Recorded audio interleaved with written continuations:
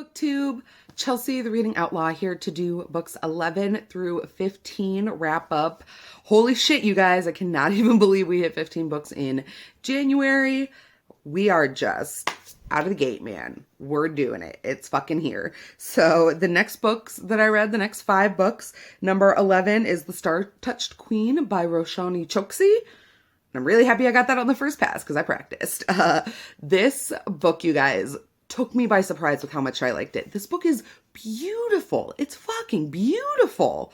There are scenes in this book. Okay, let's start with the plot. The plot of this book is all about Maya. Maya has kind of had a prophecy surrounding her birth.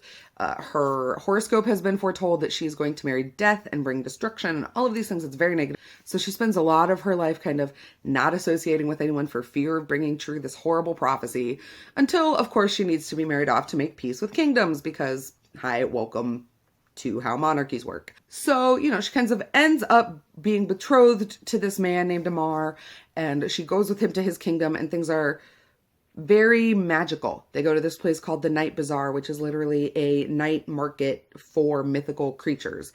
He takes her to this palace and it's nothing but rooms on rooms that seem to keep appearing, and they're full of mysterious figures and noises and music and trees and tapestries and all of these things that Maya can't quite explain until she learns some pretty big shit about Amar. And I'm not really going to spoil it because I don't want to ruin anything. But like I said, this book is gorgeous. I think I was talking to Denise and Bree about it on Twitter, and I basically elevator pitched it as The Night Circus meets 1001 Nights meets a little bit of Tamora Pierce in there.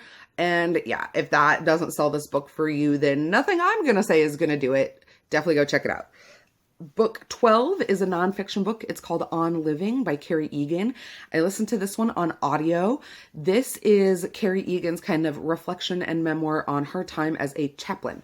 A chaplain is somebody who works both in the military and in hospitals and hospice care to provide end-of-life reassurance. They're not a religious figure. They can't provide absolution. They're not associated with any particular denomination. They're just there to provide listening and comfort and conversation and kind of very informal, almost therapy to those who are dying and the family of those who are dying. Just a chance to sit and grieve with another person. And this is her reflection on that.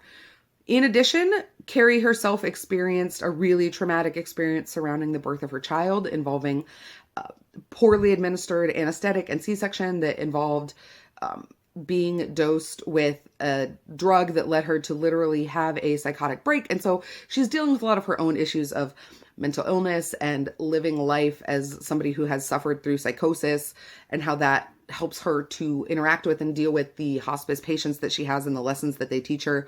This is a 5 hanky book, you guys. You will cry during this book. She's literally talking to people at the end of their lives and the family members of people at the end of their lives about what lessons they've learned and what lessons they wish they would have learned sooner and what lessons they would like to impart. So it's a book about death and dying, but it's also a book about family and support and regrets and memories and accomplishments and all of those things wrapped up in a bundle. It's only like 6 hours long, not even, on audiobook. So I really recommend it if you can find it. I found mine through Overdrive. Check your local library, see if you can pick up the physical book. It's one of the better essay collections that I've read in a really long time, and I just absolutely loved it.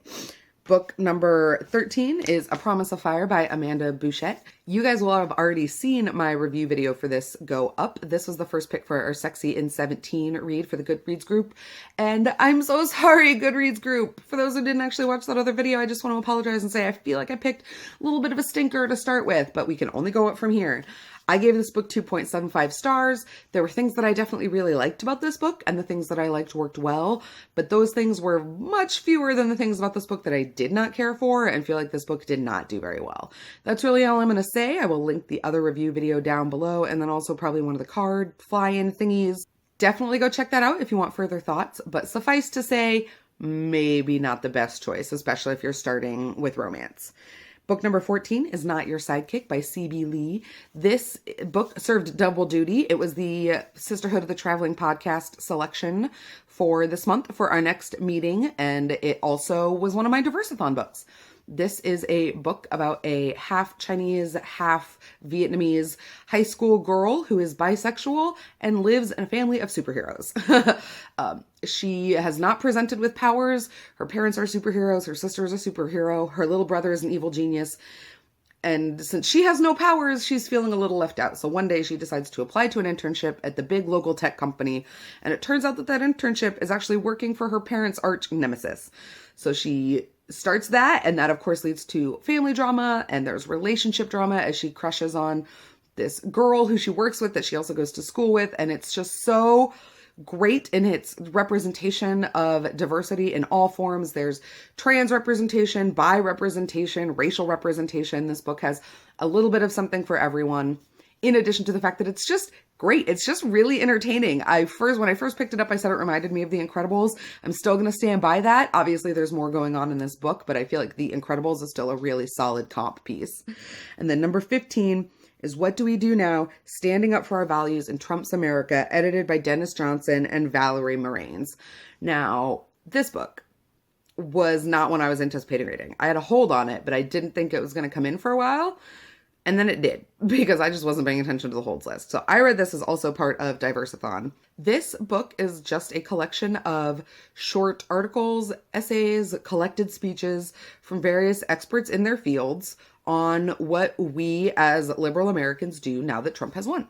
So the book is broken down into several sections. There's one on economy. There's one on the environment. There's one on LGBT rights. There's one on the press. There's one on racial matters and religious matters. And each one gets, like I said, kind of experts from the field to come in and give their opinions on what we do. It's largely a book of hope. There's lots of discussion of active engagement and how to call your senators and where to put your money and your time to kind of fight against the things that you want to fight against in the new administration. It was not necessarily a hugely revelatory book. I feel like this book might be for the reader who's maybe not already as politically engaged or is kind of looking to take the first steps on getting involved now that we live in the hellscape. But on the whole, I really, really liked the book. The book gave me a lot of hope. I read it when the Women's March was going on. So the two of them combined together really just let me kind of take a breath and get the chance to be optimistic for the first time in many months. So it just felt really nice. And that was the 15th book I read. That is the next set of 5 books that I've been reading.